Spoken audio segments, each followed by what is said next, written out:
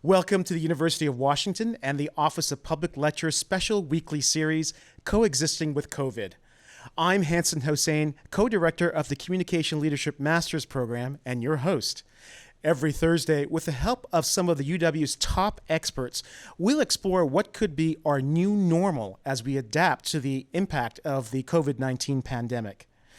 We're doing so in partnership with the Graduate School, UW Marketing and Communications, the Population Health Initiative, UW Video, and my own Department of Communication. This evening, Love in a Time of COVID. It's a headline that invites a certain cognitive dissonance, almost as great as some pop culture faves such as Love in a Time of Cholera or Love Will Tear Us Apart, and my personal favorite, Lovers in a Dangerous Time. Finding love or staying in love is a challenge in the best of times. What happens when you throw a global pandemic into the mix? As you registered for this conversation, we asked you to use the Thought Exchange platform to respond to this prompt. How has your relationship or lack of one been most impacted? Here are the results. And a lot of you responded. So we'll be using Thought Exchange later for your questions to our guests. Joining us for this timely conversation are Pepper Schwartz and Julie and John Gottman. The Gottmans founded the world-renowned Gottman Institute. Yes, they're married and they specialize in couples therapy. John has conducted award-winning research on marriage and parenting. He authored the bestseller, The 7 Principles for Making Marriage Work. Julie is a clinical psychologist who sought out for her expertise on marriage, domestic violence, same-sex relationships, and for her treatment of post-traumatic stress disorder. The Gottmans have an eye to the future of therapy with their new effective software platform, which we'll discuss a bit later. Pepper Schwartz has devoted her life to furthering the fields of intimacy, sexuality, and women's well-being. She has written a number of books, including the 2 bestsellers, American Couples and The Normal Bar, The Surprising Secrets of Happy Couples. She's a renowned columnist who has served as the AARP's Love and Relationship Ambassador, and Pepper is also a relationship expert for the reality series Married at First Sight. What would you like to ask our panelists? Use the Thought Exchange platform to submit your questions and/or vote on which questions are most important to you. It's important that we hear from you for the second half of our time together, so please do use the QR code you see on your screen to share your thoughts. You can even snap a photo with that QR code with your smartphone or just follow the instructions on the screen. Well, Julie, John, and Pepper, welcome. Thank you. Thank you, Hanson. So you heard me mention the Thought Exchange platform, and we had a lot of people respond to that. And the common denominator seems to be that people are scared, they're alone, they want to know how to make new friends in this new reality. Anxiety and stress are having a negative impact on their relationships, and they're also wondering about the future of online dating. So Pepper, how much does this initial reaction to the past couple of months either surprise or concern you? Doesn't surprise me, and it does concern me. People who are afraid are not at their best. People who feel like they've lost control over their lives, can't predict the future in important areas like love and work.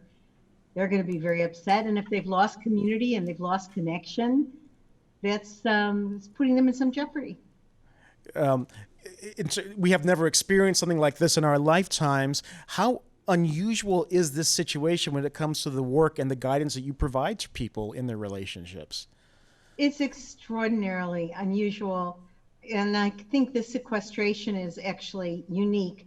There have been times of fear and contagion before, like in the AIDS virus period, but nothing where the entire world has been put into what seems to some people like house arrest, and they're not prepared for it. Nobody has the skills or the expectation that they would have an unknown amount of time being kept, alone, or with one partner in a constant interaction that they've never had before. Julie, you've built this incredible career based on the research that you've done in terms of partners and people in a relationship in normal times. For the most part, these are very abnormal times. How has your research informed what you're seeing right now in terms of what you're hearing from people? Well, John and I just recently completed a study of 40,000 couples worldwide who were entering into couples therapy.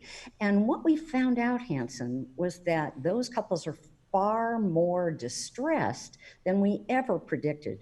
They're troubled more by trauma, by addiction, by depression, by anxiety, and so on. And all of this before COVID hit. So at this point now, what we are seeing is that relationships, especially ones that were distressed to begin with, are really, really suffering. They're really having a hard time because they don't have the tools that can equip them to manage conflict well, to negotiate for time and for space, to handle both their children or the lack of jobs, or perhaps having to work and take care of kids and homeschool kids at the same time. Those stresses are huge. And a lot of people are locked into a small little apartment, for example, in big urban centers, where going outside really, really feels dangerous. So it's a very difficult time. And as a result, we're seeing an increase in domestic violence. In China, when they began to open up after sequestration, divorce rates hit the ceiling. And here, anxiety and conflict are really taking a toll on relationships. So, John, distress and suffering, as Julie has said, I see you shoulder to shoulder with your wife, and you're obviously working very closely with her. I'm curious how your relationship is going, given the situation, speaking very personally, and what advice you might offer to yourselves and to all those people who Julie referred to. Yeah, we're doing great. So, we live in a beautiful place, so does Pepper. And so we're able to take really wonderful walks with our new puppy and spend a lot more time together. We're working less, we're earning less money, we're spending less, and we're enjoying life a lot. But, I do think it is really tough for people to be on lockdown for so long. And also to lose income. 38 million Americans are out of work, and we haven't experienced anything like this since the Great Depression. So a lot of uncertainty and lack of coordinated leadership, really. So it's hard to really have hope. And so a lot of people are feeling really anxious. And in relationships, we think it's very important that people be able to take time and listen to one another and have a stress-reducing conversation where they can really hear what their partner's feeling and worried about, and be an ally to your partner as this time goes on. Hanson, can I jump in for a moment? Sure, Julie. There's a couple of other things that we really highly suggest couples do. One is look for what your partner is doing right, not just what your partner is doing wrong. And when you see them doing something right, even if they've been doing the same thing for 10, 15, 20 years, you thank them and thank them every time they do it. That culture of appreciation that you have a chance to build now, rather than one of criticism or resentment, can really make a big difference in terms of feeling a little bit better day by day being together when you're really appreciated. Well, thanks for sharing that advice. And Pepper, I like to come to you next and thinking about, the situation as all three of you laid out. We are now at this inflection point as we're beginning to emerge across the country from the shelter-in-place situation. And obviously the title for this series is Coexisting with COVID. So I'm wondering, what kind of advice can you give us now as our situations begin to change, as we are emerging from this situation where we have been quarantined? What's the one thing that we should be doing or thinking about as we reconnect to people that we care about? I think, first of all, to be grateful that we're emerging to see our friends, to re-enter the world. I think one of the good side effects of this experience has been to think about, what are the essential elements of life? Your partner, maybe your parents, maybe your children, maybe your dogs, whatever it is that makes you happy at the basic level of these are the most important things for me, is to keep that vision intact and not to get too worried about what you've lost, but to remember what you have.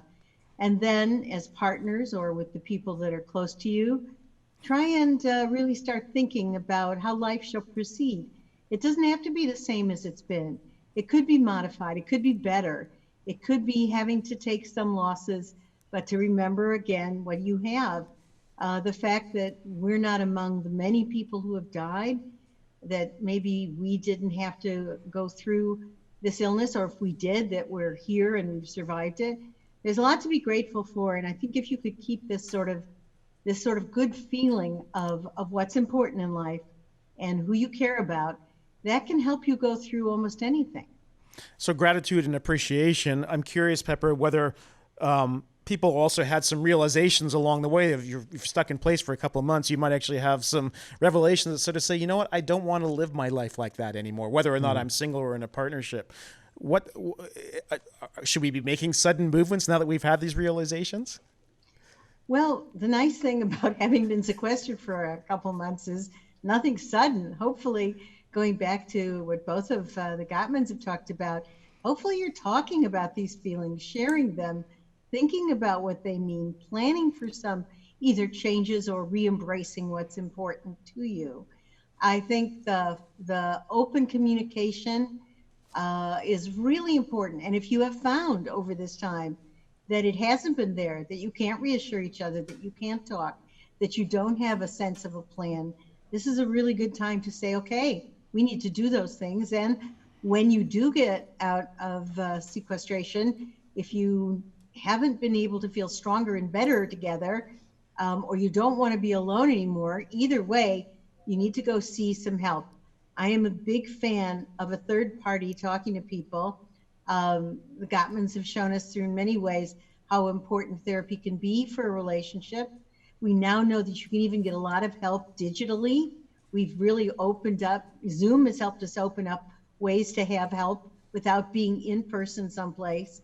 But by all means, if people feel their life has been shattered or that it really needs to be restructured and they're intimidated by that, get some help.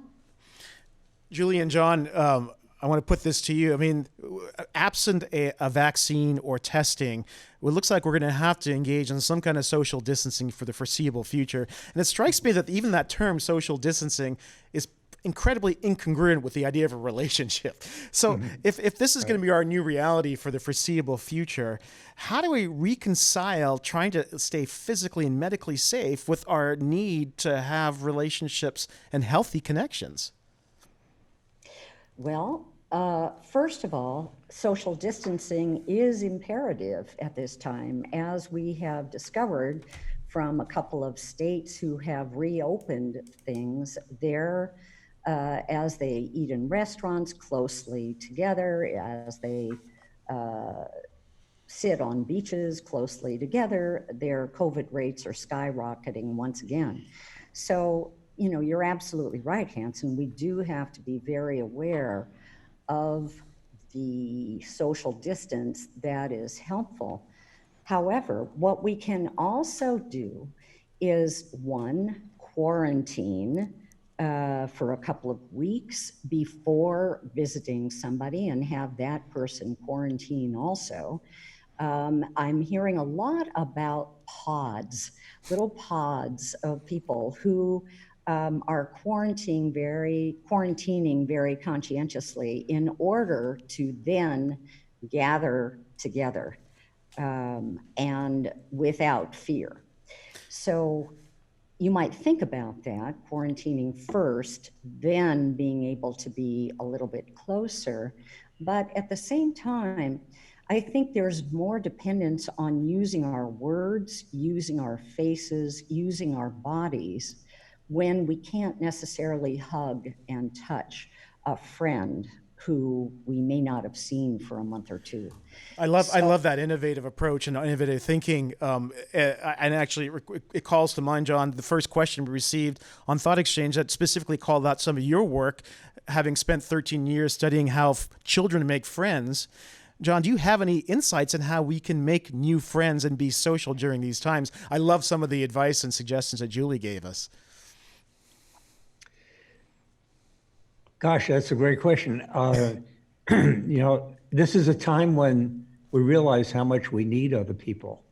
And I think the important thing is to reach out to people and let them know that you're concerned and you want to know how they are, and check in with your acquaintances, check in with your friends, and and just kind of touch base. We've been doing things like having virtual meals with our friends, and really enjoying it a lot, doing it on a regular basis, calling people, texting them. And I think that's the important thing, is to really let people know that you care, that they matter to you, that you love them, that they're important to you, and reach out. Julie's part of a phone network that is reaching out on Orcas Island to older people who are by themselves. Right? You want to say something about that?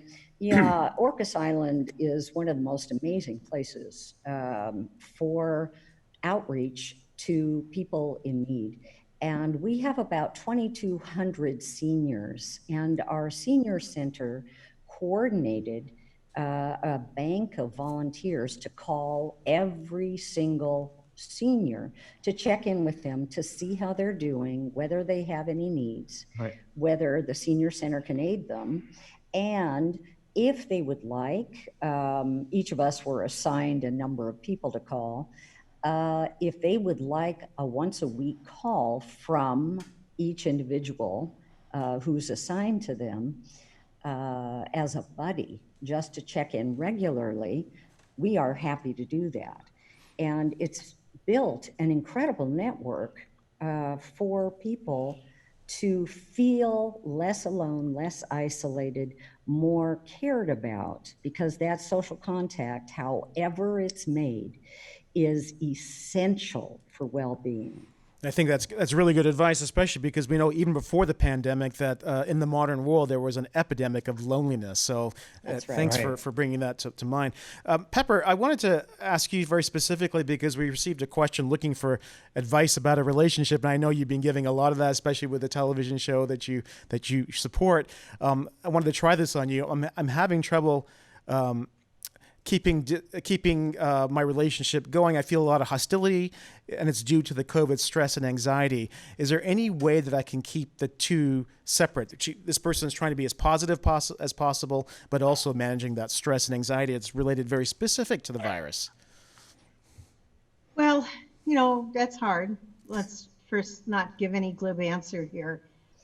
If people are terrified, it's hard to tell them to put that aside. But you might say we could have, COVID-19 free moments, and do something, because, as an academic, we live in our heads a lot, but a lot of people live just as much as in their body. So doing things, doing yoga, doing breathing exercises, a lot of them you can do online now, cooking together, doing a home project, being physically active, doing things, saying, we know this bigger worry isn't going to go away, but we're going to put it aside for some moment of sort of emotional and physical refreshment, and see if we can make a deal on something like that. Because I do know that some people are terrified, and it does in fact, bring out their less than compassionate, sweet side. But if you can say, okay, let's give ourselves a break for a while to kind of re-knit that connection, that could help. That's really helpful. John and Julie, I'm curious, given the situation, how do we find love now? If you actually have room in your life for love because you're not in a committed relationship, what do you do to find a loving relationship given this crazy fog of war that is this virus? That's a really good, we're not experts in dating. I need to tell you. Well, I would say, what have you got to lose?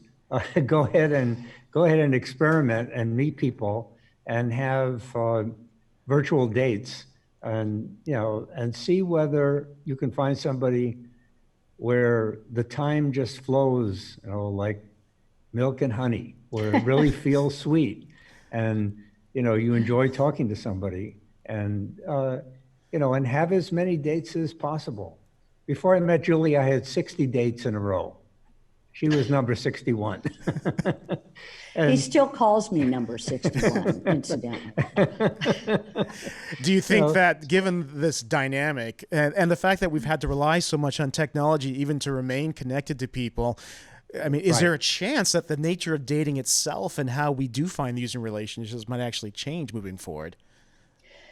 I don't know, but it certainly is well prepared with all the dating sites out there. So you have your pick of thousands of potential people that you can connect with through dating sites, online dating, and so on. Pairing that together with lots of Zoom meetings, perhaps, with people. And you could probably date 600 in a week. I mean, imagine that. Let me jump in on this for one moment. Sure, I have Pepper. spent a bunch of time on this. And I would say that this is a great time to date because for a lot of people, if they're just looking for a one night stand, they're not going to be on the internet right now because that's impossible, right? And I do think that this experience of being single in the time of COVID-19 has readjusted a lot of people's priorities, that maybe just hanging out and partying isn't what you need when life gets tough and you want somebody who has your back and is going to be there with you when the world is totally threatening. So I'd say you might be getting a different kind of commitment, different kind of interest and connection that is not trivial now. And so it's a good time to start talking to people. So there's a great possibility or opportunity for depth is what you're suggesting, which actually leads very nicely into a question we received, and I want to stay on you for this, Pepper. Obviously, physically distant dating forces a slowness that has some advantages, which you're talking about, but it's hard not to be able to assess physical chemistry right now. A first kiss, a first touch, those things have always seemed important early in a relationship. How do we do that? How do we go about assessing the possibilities of those relationships without those physical cues? Well, you're going to get physical cues if you're Zooming. It was just photo on the phone. Yeah, maybe not. But we see each other. We see smiles. We get eye contact. It's not unphysical. It's just not touched. I believe that should give people pretty good idea if they're drawn to somebody and that would develop. You know, I'm a big believer too that, you know, if you stick around enough to get to really know that human being, they will change positively in your attraction to them. I'm not somebody that believes that you know in the first 20 seconds. And I do believe if you have a template that only goes from A to A plus or A minus, and you don't have the whole, you know, you don't have a big range or spectrum, then, you know, I don't think you're a really good relationship bet, period. All right, so we still have a chance. John and Julie, we have somebody who's requesting some relationship advice. My wife and I were already having great relational difficulties before the pandemic. What can we do to keep things neutral during this time? What can we do to keep things... Oh, yeah, what can they do to keep things neutral? I think they're just trying to keep their heads above water with this added problems, and they're married. Okay, well, there's several things they can do. One is that looking for what your partner's doing right. Another is giving your partner compliments, telling them that you love the sound of their voice, that they look really nice today, that they just made a really intelligent comment. So giving compliments is really helpful. Another is, you know, it's impossible to stay neutral 24/7, but what you can do is replace perhaps your routine ways of handling difficulties that come up or emotions that come up in a more structured and helpful way. And what we have seen is that couples who are successful in their relationships bring up their needs by saying, I feel something. They can say, I feel upset, I feel stressed, I feel angry, sad, resentful. About what? I feel something about what? And you can't cheat and say, I feel like you're an idiot. That doesn't really work. So you stay away from criticism or contempt, say what you feel, and then about the situation. I'm upset that the kitchen is a mess. Then ask for what you need in a positive way. In other words, you don't complain about what you resent, but instead, would you please clean up the kitchen? Would you please drive carefully? Would you please wear a mask? You tell your partner what you do need so that they can shine for you, rather than all the ways they failed you in the past, which isn't going to work. That way, your partner may be a little bit more willing to hear what you need, to hear your feelings. And if you're on the listening end of this, do your best to listen to your partner with some empathy, tapping into what their heart might be feeling. And remember that even if you can turn towards your partner by responding in some little way positively to their bid for connection, you're building a stronger relationship. That's timeless, I would- evergreen, I would beautiful add- advice.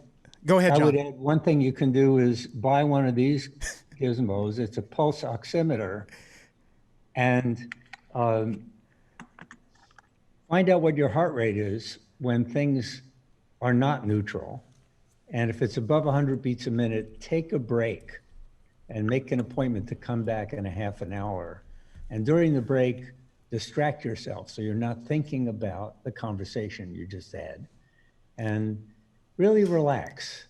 And when people's heart rate is staying close to baseline as they have a conversation, they're much more likely to be good listeners and not repeat themselves and not think they get more persuasive by yelling. I love the fact that you're focusing on the physicality of our connection as well. I think that's really great advice. Pepper, as you look Yes. to the future now, I mean, obviously you've done a lot of research. You work with this television show where you've got couples who are sequestered away for a number of weeks. What's the one thing that you think that you would like to look into post COVID-19 that really raises a great research question that you would not have otherwise considered before this? Well, tough question. Yes. I have thought a lot about, which couples found their relationship was deepened and which couples noticed it's fractured, and then which couples could address the fractures and which couples back away from it. I'm not sure. I always like to ask a question that I really don't know what the answer is. And I'd like to see how couples develop strengths under pressure and other couples do not, and what differentiates them, what we can learn from them. I think I'm hoping that couples have found something deeper and less trivial than the things they may have focused on before. And I'd like to know if that's happened. For example, I've heard people, complain, let's say, about their husband's absolute devotion to golf and it taking away from time, and then, on and on about the things that aren't being done in the household and whatever. And I'm not saying those things aren't true or real or something not to solve, but I think it would be interesting to find out if those things have receded in importance and other things have become much more prioritized. I'm hoping, and I think I'm saying this from what I've heard from friends and other people, that there's been a rearrangement of values that will profit people in the long run. Julie and John, given that potential rearrangement that Pepper refers to, I'm wondering if you want to get a little sci-fi with me, because I'm curious whether this actually might get us to start thinking differently about how we connect with people, how we engage with families. I've just in the last few months, the Atlantic magazine had their cover story as being the nuclear family was a mistake. There's a science fiction series on Amazon called The Expanse, where a person could have multiple mothers and fathers. Are we possibly looking at a new future in terms of how we organize, how we connect, how we enter into loving relationships? Not necessarily in the next year, but maybe this disruption has managed to help us think differently, and it maybe will start making you think differently about the research or guidance that you give people? Or is it going to be evergreen because love is timeless and how we get along is timeless? Well, I certainly think that you're right, Hanson, that this is really suggesting that the nuclear family may not be sufficient, that we really need small communities, as I was saying, pods before, or little groups of people.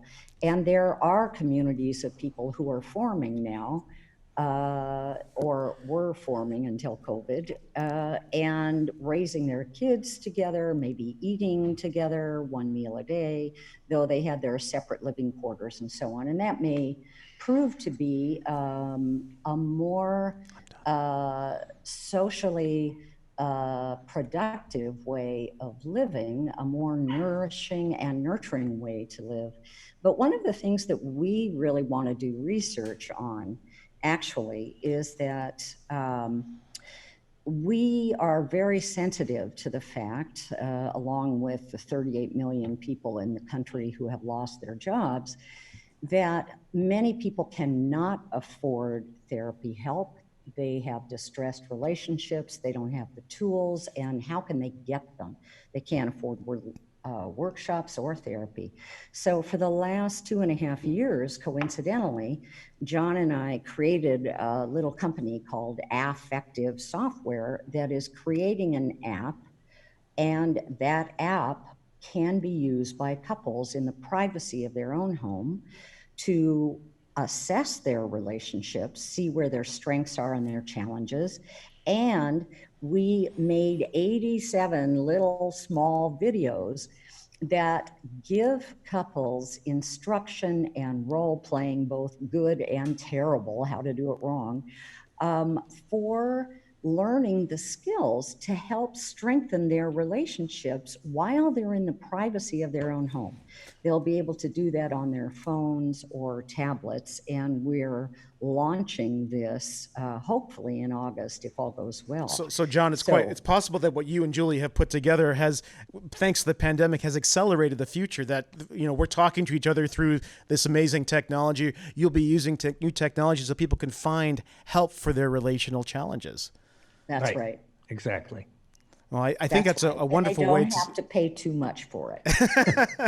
And given the fact that we'll have to socially distance, we'll have to continue using this kind of technology. Well, I think that's a really great and significant way for us to end our time and conversation together as we think about the future of love and the future of our relationships and how we find help moving forward as we try to coexist with COVID. So Julie and John Gottman and Pepper Schwartz, thank you so much for this endearing conversation.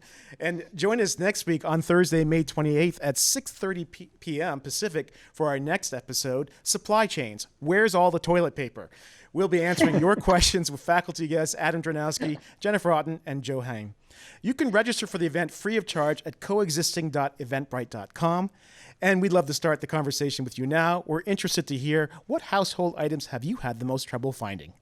You can answer now by opening your camera app on your phone and pointing it at the QR code on the screen, or you can go to tejoin.com and enter the code 783-764-168. I'm Hanson Hossein. Thank you for joining us for Coexisting with COVID. Have a good evening.